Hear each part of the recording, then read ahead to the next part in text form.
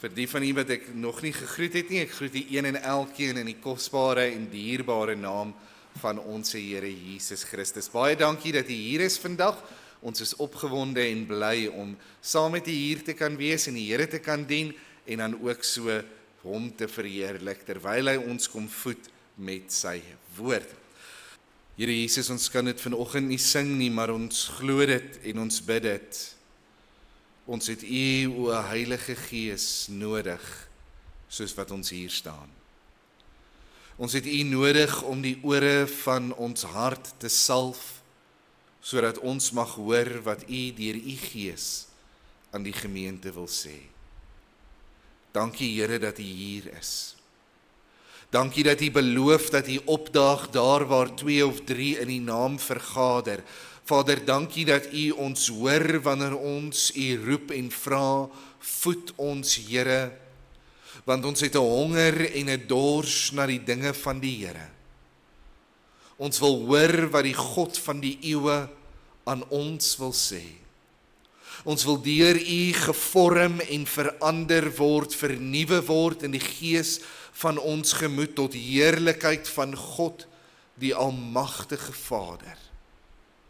Ons loof u, Here. Ons hef ons hande tot u op in bereidheid. Ons raak stil, Here, en luister wat dit is wat u vir ons wil sê. Dankie vir u genade. Dankie vir u liefde. Ons loof u. Amen.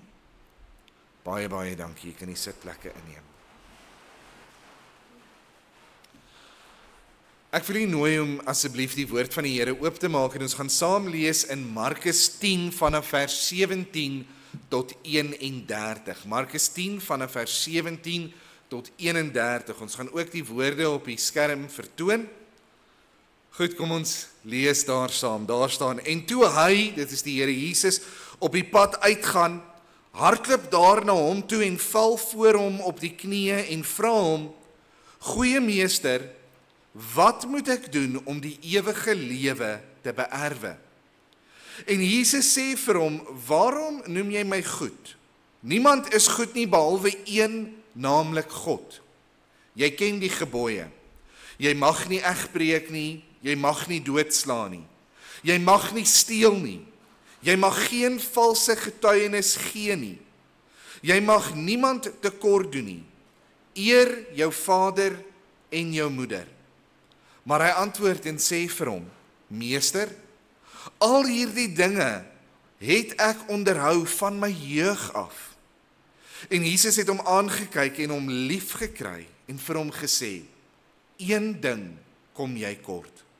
Gaan verkoop alles wat jy het en gaan gee dit aan die armes en jy sal 'n skat in die hemel hê. Kom dan hier, neem die kruis op en volg my.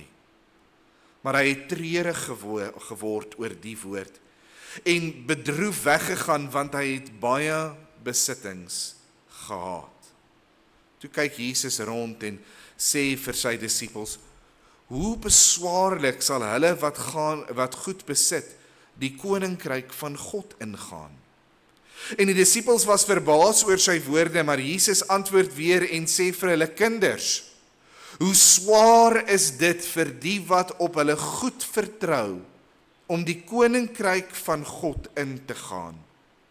Dit is makliker vir 'n kameel om deur die oog van 'n naald te gaan, as vir 'n ryk man om in die koninkryk van God in te gaan.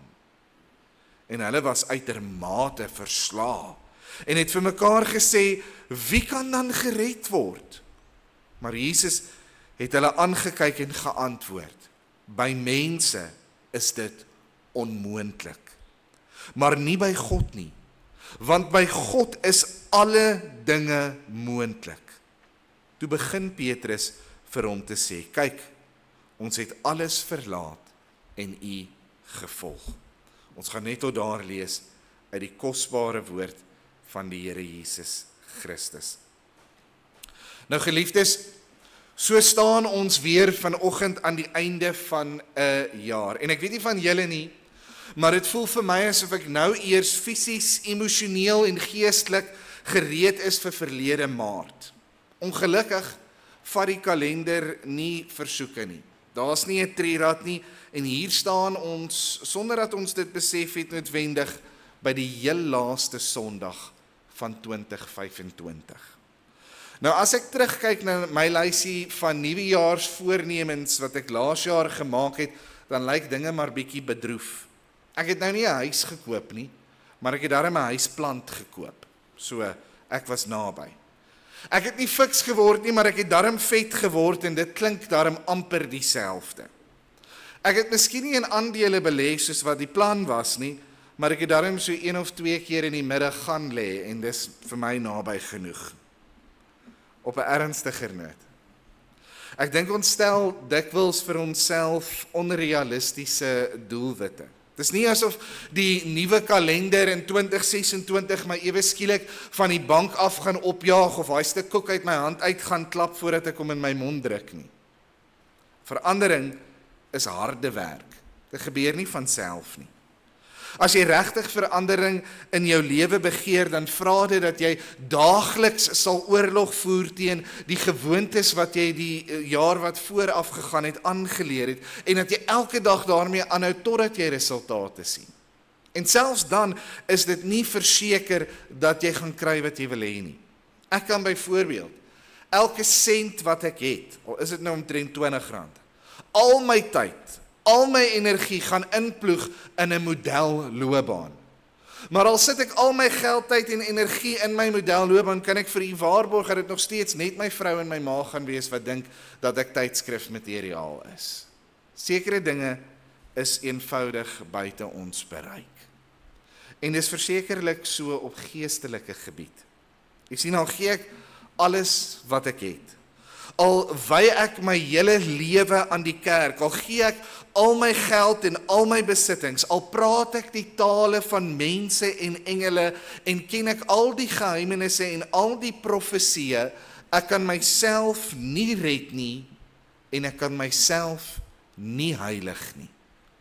Ek kan nie maak dat hierdie dooie gees waarmee die mens gebore is, ewe skielik begin leef nie en ek kan self as kind van God nie myself heiliger maak as wat ek is nie. Jesus het gesê, Johannes 15 vers 5, ek is die wynstok, julle die lote. Wie in my bly en ek in hom, hy dra veel vrug, want, hoor sy woorde, sonder my kan julle niks doen nie.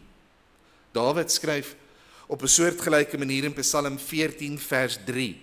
Hulle het almal afgewyk, tesame het hulle ontaard. Daar is niemand wat goed doen nie, ook nie een nie. Ons het dit nie in ons om onsself te kan red of om onsself te kan heilig nie. Dit is 'n werk van genade wat God vir ons kom doen. Nou natuurlik beteken dit nie dat ek heeltemal onbetrokke is by my redding en by my heiligmaking nie. Ons moet nog steeds glo in die reddende genade van die Here wat hy vir ons aanbied, sodat ons dit kan ontvang in ons lewens. En ons moet nog steeds die heiligmaking wat die Heilige Gees in ons lewens wil kom bewerk, moet ons toelaat. Maar wat ek probeer sê vanoggend is dat ons nie in onsself daardie krag het nie. Ons is absoluut en totaal afhanklik van die Here. Vir my 'n maklike voorbeeld is die van iemand wat op 'n operasietafel gaan lê. Jy sien, as jy nou lekker siek is en die dokter sê vir jou, jy het 'n operasie nodig, dan is dit jy wat die toestemming gaan moet gee vir daardie operasie om te gebeur. Dis jy wat gaan moet toelaat dat jy ingeteken word in daardie hospitaalbed. Jy gaan daai maskertjie op jou gesig moet tel, jy gaan agteruit moet tel van 3 af en jy gaan daar aan die slaap moet raak, maar jy gaan nie die snywerk doen nie. Ek dink dit sou 'n baie onsuksesvolle operasie gewees het as ons die dokter probeer assisteer het terwyl hy besig was om te sny. So ook geestelik. Jy laat dit toe, jy gee vir die Here jou geloof en jou vertroue, maar dit is die Here wat die werk kom doen. Nou dis 'n ingewikkelde storie om te verstaan, maar een wat die Here Jesus vir ons baie mooi kom illustreer in Markus 10. Jy sien Markus 10, die gedeelte wat ons saam gelees het vanoggend is vir my baie belangrik. Dis vir my baie belangrik wanneer ons hier aan die einde van 'n jaar staan en daar hierdie hele nuwe jaar voor ons in die toekoms lê. 'n Jaar vol van uitdagings, vol van geleenthede, vol van geluk en trane en wat ook al die toekoms vir ons mag inhou. Jy sien, ek is seker dat elke kind van die Here wat vanoggend hier sit, 'n beter, dieper en geestelike verhouding met die Here wil hê in die jaar wat voorlê. As ek vanoggend moet vra, ons moet hand opsteek en sê, wie wil graag volgende jaar nog 'n dieper verhouding met die Here hê? Wie wil hom nog beter leer ken? Wie wil groter gehoorsaamheid in hulle lewens ervaar? Wie wil die wonder van God se ingryping in hulle lewens ervaar? Wie wil sy stem duideliker kan hoor? Wie van ons gaan nie ons hande opsteek nie? Ons almal wil dit tog hê. As 'n nuwejaarsvoorneme gewerk het. As mense by daardie lysies eintlik kon uitkom, dan is ek seker dat baie van ons die begeerte sou neerskryf dat ons 'n dieper verhouding met die Here wil hê. Nou Markus 10 kom gee vir ons wat hierdie begeerte in ons hart het, goeie en slegte nuus. Die slegte nuus is, dit is onmoontlik vir ons om 'n beter verhouding met God te bewerk. Ons het dit nie in ons om beter Christene te wees nie. Jy kan probeer totdat jou tone krul, jy kan jou oë so styf toeknyp as wat jy wil, jy kan soveel keer sê, maar ek sal, dit bestaan net nie in jou nie. Menslik is dit onmoontlik. Dis die slegte nuus. Maar die goeie nuus is, by God is alle dinge moontlik. En God kan dit vir elkeen vir ons gee. God wil dit vir elkeen vir ons gee. In Markus 10 kom die Here aan die einde van hierdie gebeurtenis, die einde van hierdie storie wat afspeel, en dan het die disippels amper hierdie uitroep waarin hulle amper moedeloos sê, Here, maar wie kan dan gered word? Wie kan dan in hierdie verhouding met U staan? Wie kan loskom van die duisternis af en lewe in die lig? Wie kan, as ek dit kan verder selfs vat, 'n verhouding met U hê en daardie verhouding met U verdiep en in heiligmaking nader aan U beweeg? Here, vir wie is dit moontlik? En dan antwoord die Here Jesus hulle en hy sê, by mense is dit onmoontlik, maar by God is dit moontlik. En dan gebruik hy 'n voorbeeld. Hy sê, vir 'n mens is dit so maklik soos wat dit sal wees om 'n kameel, nie 'n kameelperddarm nie, 'n kameel deur die oog van 'n naald te vat. Nou het ek al baie keer in preke gesit waar predikers vir jou sê, ons moet nou mooi verstaan, hierdie oog van die naald is nie regtig die oog van 'n fisiese naald nie, dit was 'n klein muurtjie of 'n klein deurtjie daar in die gat van Jerusalem, en die kamele moes eers hulle bagasie afpak voordat hulle kan deurkom, en dit is 'n baie mooi storie, maar dit is absoluut nie wat die Bybel vir ons sê nie. Matteus en Markus gebruik die woord naald, wat miskien op verskillende maniere verstaan kan word, maar Lukas gebruik 'n Griekse woord wat beteken 'n chirurgiese naald. Met ander woorde, dis 'n letterlike naald. Daardie een wat ek gebruik wanneer my broek geskeur het en iemand dit vir my moet regmaak, daardie een wat die dokter gebruik om my wonde weer toe te maak. Daardie naald is waarvan die Here Jesus hier praat. En nou vat die Here Jesus die kleinste opening wat almal daar sou kon verstaan, en hy vat die grootste dier wat in daardie omgewing geleef het, en hy sê, so maklik as wat dit vir jou sal wees om hierdie groot reuse kameel deur hierdie naaltjie se oog te vat, so maklik is dit vir 'n mens om uit sy eie uit gered te word. Wat probeer hy eintlik vir hulle sê? Dis onmoontlik. En hy sê dit vir hulle. In Markus 10 vers 27 sê hy, maar Jesus het hulle kyk en gesê, by mense is dit onmoontlik, maar nie by God nie, want by God is alle dinge moontlik. Jy sien, die Here Jesus kom sê vir hulle, dat dit by God moontlik is om vir jou en vir my deur die oog van hierdie spreekwoordelike naald te neem. Markus 10 gaan oor redding, met ander woorde, die Here Jesus kom leer vir hulle hier, dit is vir God moontlik om jou siel uit genade uit te red, nie deur jou werke nie, nie deur jou, kan ek die Engels gebruik, effort nie, nie deur die goeie mens wat jy is, of die werke wat jy gedoen het nie, maar deur genade alleen. Efesiërs 2 vers 8 tot 9 sê duidelik, want uit genade is julle gered, deur die geloof, dit nie uit julle self nie, dit is 'n gawe van God, hoor, nie uit die werke nie, sodat niemand mag roem nie.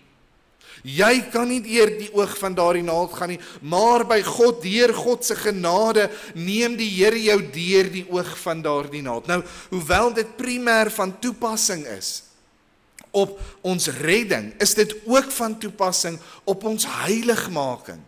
Met ander woorde, nie net vir God is dit moontlik om die onmoontlike te doen om jou te red deur die oog van die naald nie, maar dit is ook vir God moontlik om 'n werk in jou lewe te doen, 'n werk wat ons heiligmaking noem, waardeur hy jou deur die oog van 'n naald kan vat, sodat jy heiliger kan lewe, nader aan hom kan wees, hierdie vergrote, beter, dieper geestelike verhouding met hom kan hê. Hoor wat sê Filippense 2 vers 13. Paulus skryf aan die Filippense, want dit is God wat in julle werk om te wil, sowel as om te werk na sy welbehae. Wie doen die werk van heiligmaking? God. En vanoggend wil ek kyk na dit wat die Here Jesus vir ons kom leer oor hierdie werk van die Here. Hierdie werk wat ons deur die oog van die naald vat. Primêr natuurlik vir die wat gered moet word, maar ook sekondêr vir kinders van die Here wat geheilig moet word. Hoe kan ek deur hierdie lesse wat die Here Jesus vir my wil kom leer, in 2026, om vertrou vir 'n dieper, vir 'n heiliger verhouding? En in die eerste gedagte sien ons, as ek deur die oog van die naald wil gaan, kan net die Here my deurkry. Markus 10 vers 20 sê, maar hy antwoord en sê vir hom, Meester, al hierdie dinge het ek onderhou van my jeug af. Jy sien die verhaal van Markus 10 gaan so.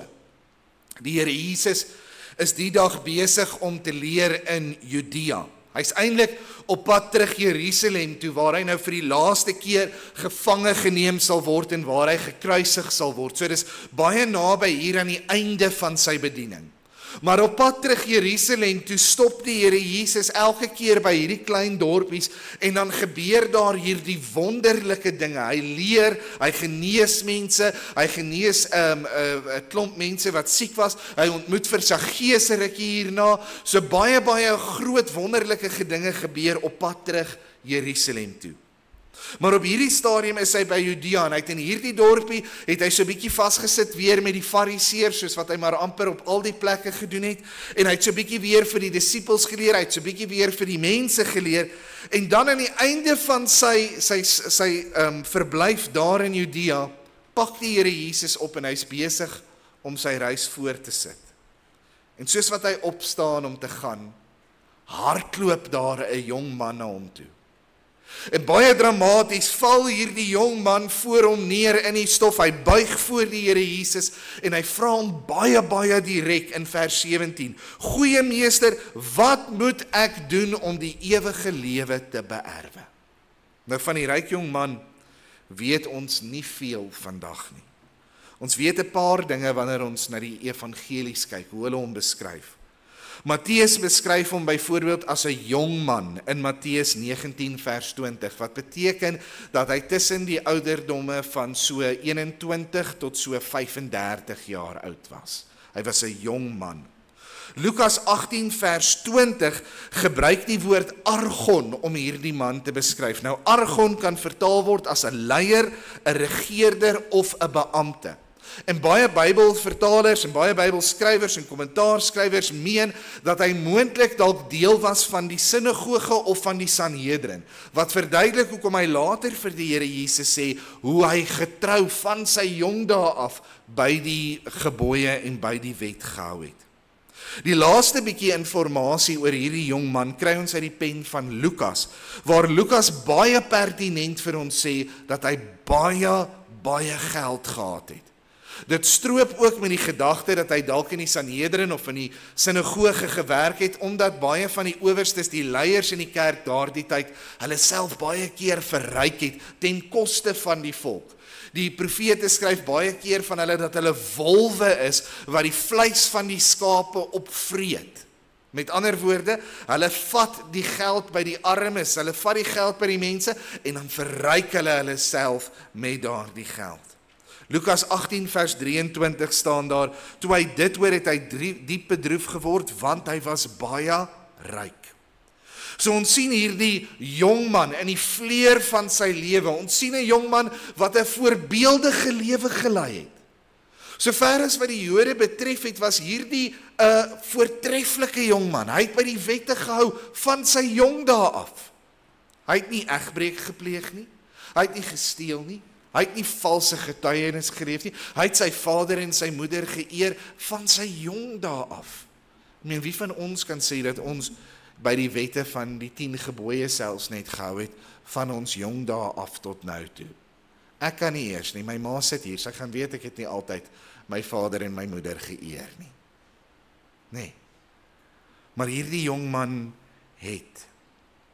En dan kom hierdie jong man na die Here Jesus toe en hy val voor hom neer en hy vra vir hom, meester, wat moet ek doen om gered te word? En die Here Jesus se gesprek met hierdie jong man klink amper vreemd, want hy sê eers vir hom in vers 18, Jesus sê vir hom, waarom noem jy my goed? Niemand is goed nie behalwe een, naamlik God. Nou moet ons baie mooi verstaan wat die Here Jesus hier besig is om vir hom te sê. Die Here Jesus is nie besig om vir hom te sê dat hy nie goed is of dat hy nie God is nie. Dis 'n algemene misverstaan van hierdie vers. Wat die Here Jesus wel besig is hy's besig om hom te antwoord op sy vraag. Die jongman kom na hom toe en hy sê, Here, gee vir my 'n manier waarop ek gered kan word. Sê vir my wat ek kan doen om gered te word. Jy wat goed is, leer vir my om goed te wees. En Jesus sê vir hom, dit help nie jy noem my goed nie. Dit help nie jy kom na my en vra vir my om vir jou 'n manier te gee, om vir jou iets te gee om te doen om in die hemel te kan kom nie, want daar is net een wat goed genoeg is om die ewige lewe te verdien, en dit is God. En dan gaan die Here Jesus in die volgende versie, en hy kom verduidelik dit aan hom. Nou dit klink nie so as jy dit die eerste keer lees nie, maar ek gaan dit verduidelik en dan gaan ons dit verstaan. Jesus sê vir hom, jy ken die gebooie. Jy mag nie egbreek nie, jy mag nie doodslaan nie, jy mag nie steel nie, jy mag geen valse getuienis gee nie. Hierdie een voeg die Here Jesus by, dis nie in die 10 gebooie nie, jy mag niemand tekort doen nie, en dan die laaste een, eer jou vader en jou moeder. Nou hoekom doen die Here Jesus dit? Is hy besig om vir hierdie jong man te sê, dat as hy hierdie gebooie onderhou het, dat hy vir hom 'n plek in die hemel sou verdien? Verseker nie, nee. Ons weet dis nie wat die Here Jesus bedoel nie, want net in die volgende paar verse dan sê hierdie jong man, en hy jok bietjie, maar hy sê dan vir die Here, al hierdie dinge doen ek van dat ek klein is. Hy sê, ek doen al hierdie dinge, ja Here, by elke een van hierdie gebooie het ek gehou. Maar dan sê die Here Jesus nog steeds vir hom, een ding kom jy kort. So Jesus is nie besig om dit te doen nie. Jesus gebruik hier die wet op dieselfde manier as wat Paulus die wet beskryf in Galasiërs 3 vers 24 tot 25. In Galasiërs 3 noem Paulus die wet 'n tugmeester. Nou dis 'n vreeslike woord, maar tugmeester beteken iemand wat jou in die regte rigting in 'n hou gee. Nee, as AJ bietjie stout is daar by die huis en ek stof hom so bietjie af dat hy weer op die pad kan kom, dan was ek die tugmeester gewees wat hom weer op die regte pad gehelp het. Nou die wet is vir ons gegee as 'n tugmeester. Met ander woorde, ons kyk na dit wat in die wet staan, dan kom ons agter, o genade, ek hou nie by hierdie wet nie. Ek kan nie die mas opkom nie. Ek is nie op God se standaard nie. Ek staan nog steeds tekort aan die heerlikheid van God, Romeine 3 vers 23. Daarom het ek 'n saligmaker nodig. Jy sien, as die ryk jong man so bietjie eerlik was oor hierdie 10 gebooie, sou hy moes erken, hy hou nie by die 10 gebooie nie. As ek vanoggend net vinnig vir ons moet vra, wie van ons het nog nooit gejok nie? Wie van ons was nog altyd gehoorsaam aan ons moeder en ons vader? Wie van ons het nog nie een keer iets bo die Here geplaas nie? Selfs wanneer die gebod kom, jy mag nie doodslaan nie, die Bybel sê vir ons, elkeen wat sy broeder haat is 'n moordenaar. En julle weet dat geen moordenaar die koninkryk van God as iets blywends in hom het nie. Wie van ons sal kan sê in eerlikheid dat ons die gebooie hou? Sien, die Here kom leer nie vir hierdie ryk jong man dat die wet hom gaan red nie. Dis juist die teenoorgestelde. Hy kom leer vir hom dit wat hy in die vorige vers gesê het, niemand is goed nie. Niemand is volmaak nie. Niemand is op God se standaard nie. Jy sien, die ryk jong man het dieselfde fout gemaak as wat ons dikwels maak. Hy het op sy eie kragte en sy eie insigte staat gemaak om vir hom 'n plek in die hemel te verkry. Baie mense stel vandag hulle vertroue in hulle eie werke. Is dit nie? Asof hulle iets kon doen om gered te word. Hulle vertrou in die doop. Hulle is gedoop en daarom gered. Hulle vertrou in hulle kerklidmaatskap. Duisende mense daar buite dink dat hulle hemel toe gaan omdat hulle goeie mense is. Doen bietjie die toets. Gaan uit en vra vir mense in jou lewe bietjie daardie 2 vrae. Ken jy die 2 vrae? Die eerste is, dink jy dat as jy vandag sou sterwe, jy hemel toe sou gaan? En as daardie persoon vir jou sê ja, want meeste van ons wil nie erken dat ons dink ons is nie so goed nie, so meeste van ons sê ja, ek dink ek sal hemel toe gaan. Meeste van hulle, as jy die volgende vraag vra, waarom dink jy verdien jy om in die hemel in te gaan?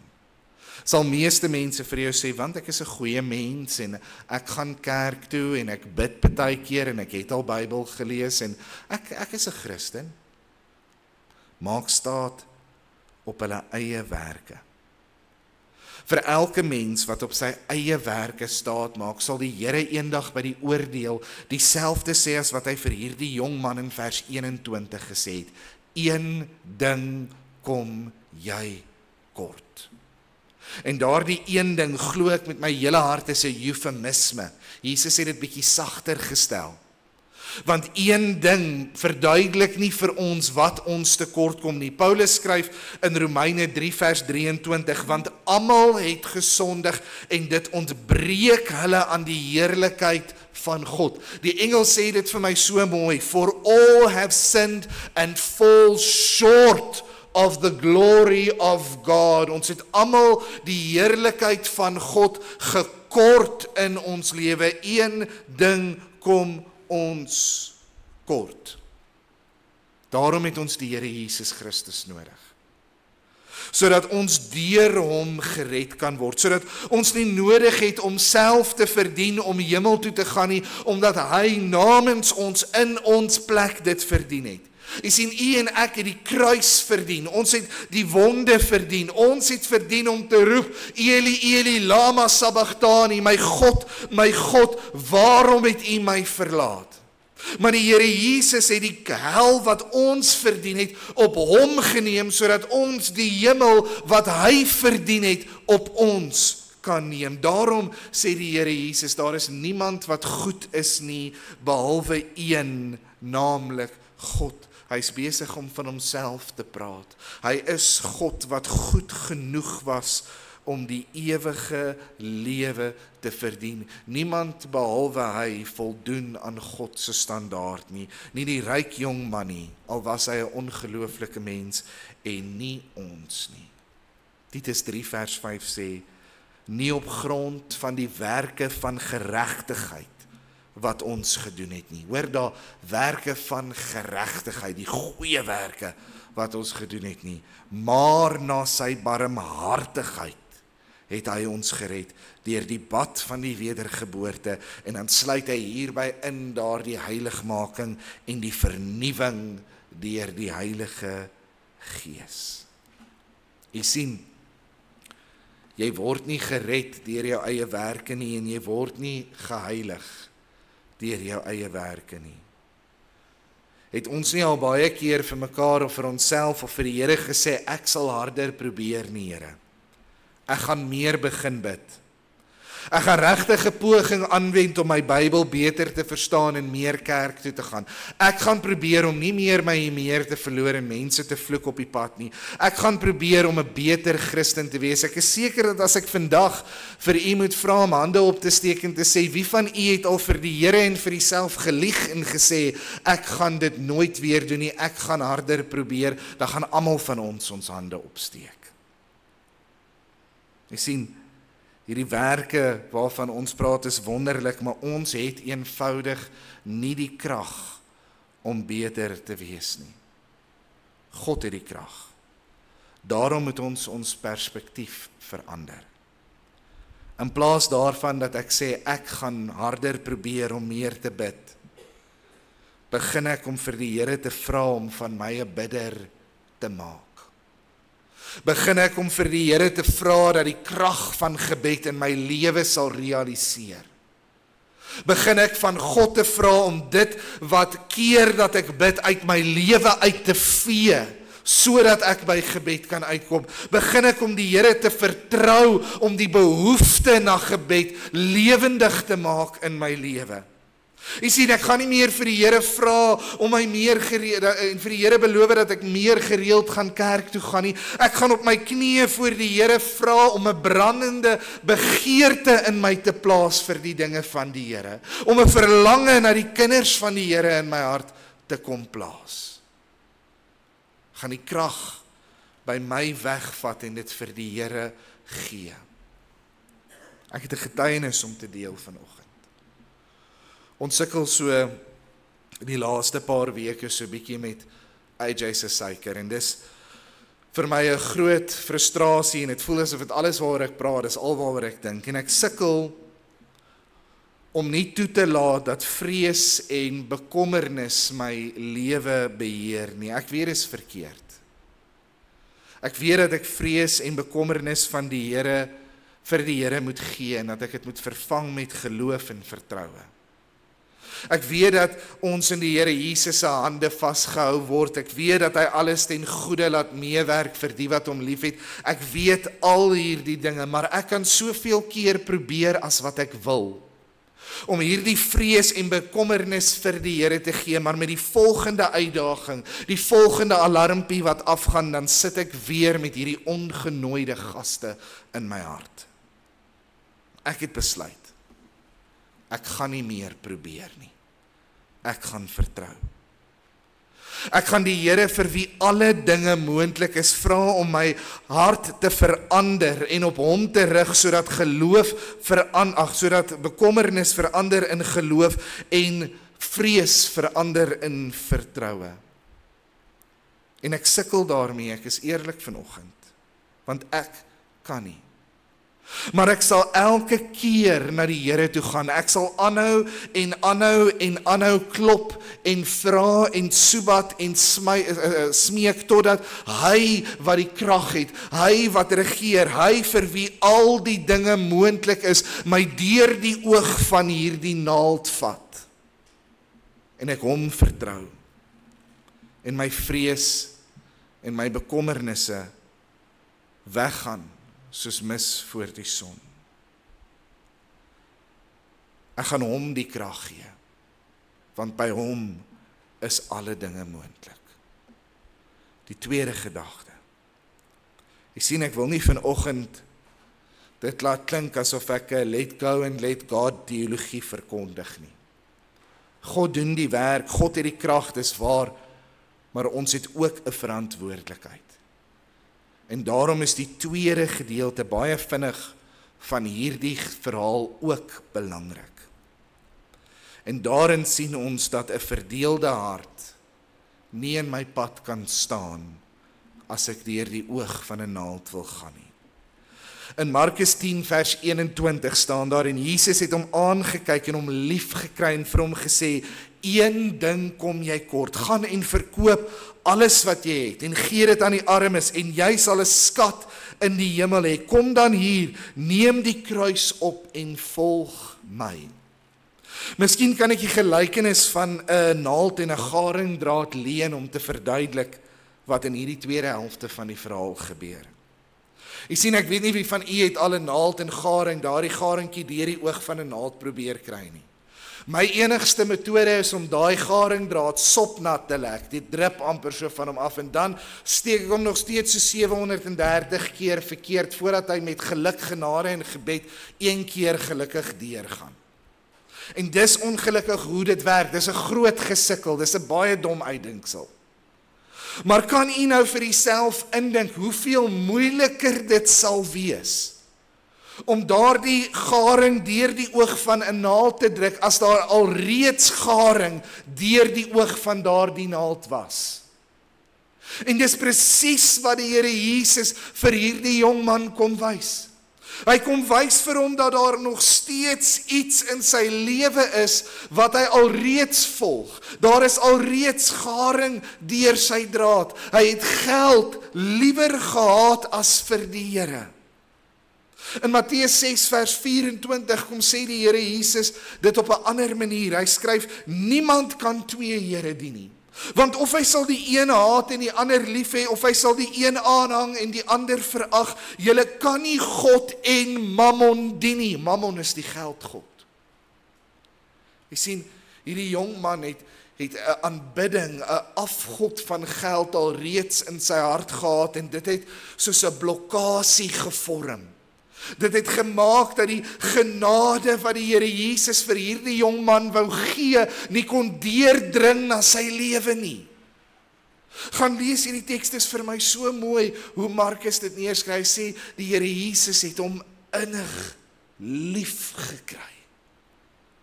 Die Here Jesus het nie hierdie dinge oor die wet vir hom gegee om hom te oordeel nie. Maar hy het gehoop dat in die lig van die wet hy sou sy verlorenheid raak sien en dat hy dit sou opgee, dat hy dit sou oorgee, dat hy aan die einde van homself kon kom en sê, Here, ek kan nie, maar U kan, neem my, ek vee alles uit die weg uit wat my pla. Maar ons lees die hartseer einde van hierdie storie in vers 22. Maar hy, die ryk jong man, het treurig geword oor die woord en bedroef weggegaan, want hy het baie besittings gehad. Geld was sy God. En dit het 'n blokkasie gevorm. Dit het 'n verstopping gemaak, sodat die genade van God nie by hom kon uitkom nie. Wat vir my wonderlik is van hierdie verhaal is dat die Here Jesus net 2 besoeke verder by Saggeus uitkom. Jy ken die storie van Saggeus, nê? Saggeus was nie 'n wonderlike mens nie, hy was 'n tollenaar, hy was iemand wat mense afgepers het, hy was iemand wat geld by mense eintlik maar gesteel het, en hy het vir homself hierdie groot rykdom opgebou. Hy was nie 'n groot man nie, maar hy het 'n groot bankbalans gehad, net soos hierdie jong man, en die Here Jesus kom by hom en hy vra vir hom dieselfde. Hy sê vir hom, gaan verkoop al jou goed en volg my. En wat doen Saggeus? Saggeus gaan en hy verdeel sy rykdom volledig in die helfte. 50% daarvan gaan gee hy vir die armes en 50% daarvan gebruik hy om 4 keer terug te gee vir elkeen by wie hy geld gevat het op 'n onregmatige manier. Saggeus gaan maak hierdie blokkasie leeg sodat die genade van die Here soos garing deur die oog van 'n naald kan kom. En vandag nog ken ons sy naam. Die Here Jesus vertel die gelykenis van die saaier en hy sê van die woord wat gesaai word soos saad en dit val op verskillende plekke, en het jy al gelet op sy woorde wat gebeur met die saad wat tussen die dorings en die bossies val? Matteus 4 vers 19, en die sorge van hierdie wêreld en die verleiding van rykdom en die begeerlikheid in verband met ander dinge kom in en verstik die woord en dit word onvrugbaar. Sien, dit gaan nie oor rykdom en geld nie, dit gaan oor die feit, my liewe toehoorders, dat ons hierdie genade, hierdie werk van die Here om ons te red en om ons te heilig, kan weerstaan in ons lewens, omdat ons te hardkoppig is, om klaar te maak met dit wat in die pad staan van God se seën. Ek onthou op kweekskool, het die Here op 'n stadium met my oor iets kom praat. Ek kan nie eers onthou wat dit is vandag nie. Ek dink dit was iets stupid soos 'n speletjie wat ek gespeel het op daardie stadium op die rekenaar. En elke keer as die Here met my gepraat het, het ek nie geluister nie en was my hart verhard en het ek baie redenasies en baie redes en baie verskonings vir die Here gegee en met slim redenasies na die Here toe gekom van waarom dit eintlik nie so verkeerd is nie en by ander mense gaan sit en gesels wat ook saam met my gestem het dat dit miskien eintlik nie so verkeerd is nie, maar in my hart het ek geweet hierdie ding staan tussen my en die Here en weet jy wat het gebeur? Dan vra ek die Here, Here, wat moet ek hier doen? En die Here sê vir my, gaan maak reg. Dan vra ek vir die Here, Here, ek sukkel met daardie persoon, en dan sê die Here, gaan maak reg. Dan sê ek, Here, ek praat nie nou van daai ding nie, hierdie is 'n nuwe ding, en dan sê die Here vir my, gaan maak reg. En dan vra ek die Here om my te seën, en die Here sê, gaan maak reg. En ek vra die Here, moet ek links of regs? En die Here sê, gaan maak reg. En die Here praat met my oor hierdie een enkele ding, want dit staan soos 'n blokkasie in my lewe, dat ek nie die seën van die Here kan ervaar nie. Vriende, my boodskap vanoggend is dat die Here jou innig liefhet. Hy het jou meer lief as wat jy ooit sal kan besef. Hy ken jou omstandighede, jou geskiedenis, jou persoonlikheid, jou lelik en jou mooi, en hy het jou onmenslik baie lief. En hy staan gereed om jou te seën vanoggend. Hy het die krag. Dit hang nie eers van jou af nie. Jy het nie eers nodig om iets uit jouself uit te probeer doen nie, want hy weet, sonder hom kan jy niks doen nie. Hy wil vir jou gee die skatte van die hemel in jou gees. Hy wil jou seën uitermate. Ek praat nie van 'n oppervlakkige finansiële seën nie. Ek praat nie van ietsie so eenvoudig soos die vergemakliking van hierdie lewe nie. Ek praat van 'n diep geestelike, heilige seën. Moenie dat iets in die pad staan nie. As die Here vanoggend vir jou iets in jou hart kom uitwys, as hy sy vinger kom sit op iets wat staan in die pad van sy seën, wat die oog van daardie naald toehou,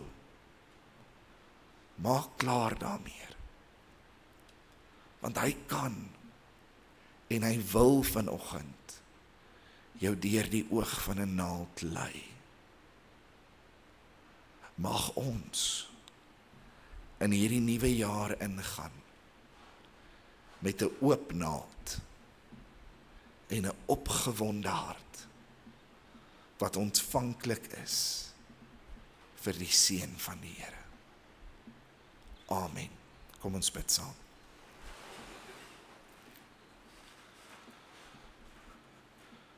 Vader, ons verstaan nie u liefde nie. Ons verstaan nie hoe u ons so onbeskryflik baie kan lief hê nie. U wat die grootte God is, skepper van die hemel en die aarde. U wat aan die uitspansel sy weg gegee het, u wat die waters van die see in die hand gemeet het.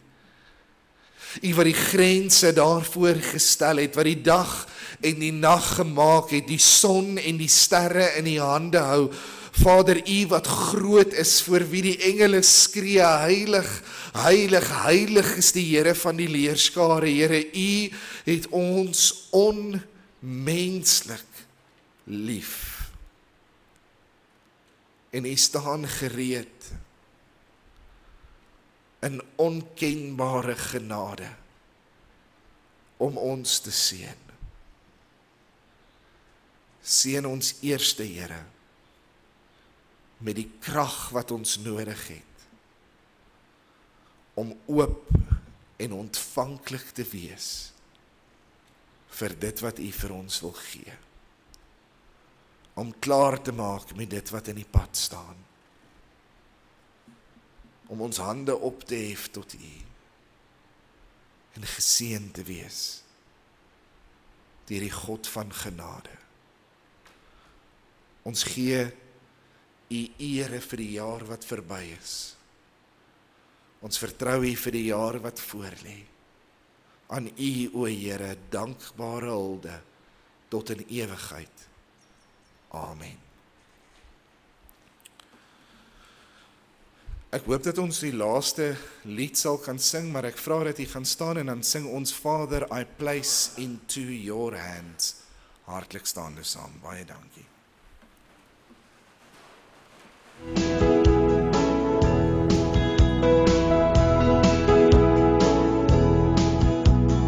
Father, I place into your hands the things that I can do. Father, I place into your hands the times that I've been through. Father, I place into your hands the way that I should go.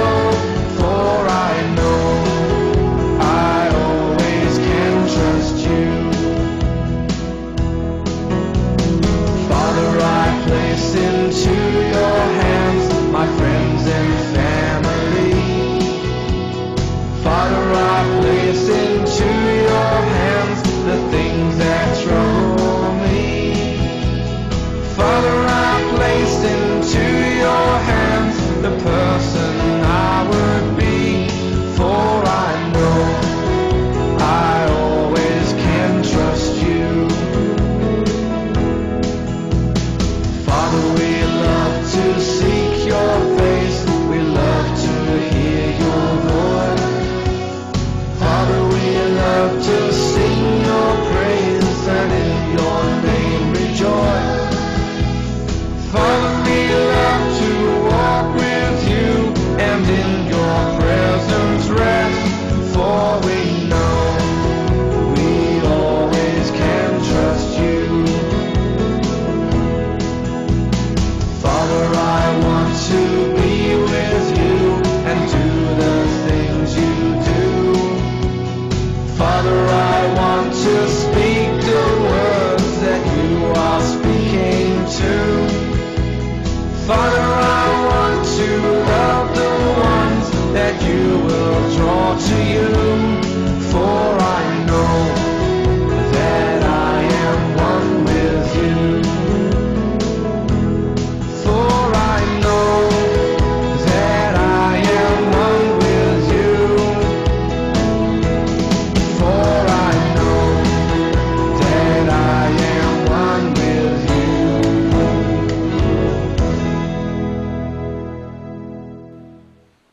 Gemeente, ontvang dan nou die seën van die Here. Die genade van ons Here Jesus Christus, die liefde van God onsse Vader en die teer opsoekende gemeenskap van sy Heilige Gees wees en bly met u elkeen totdat ons ewig by hom is, tot in ewigheid. Amen.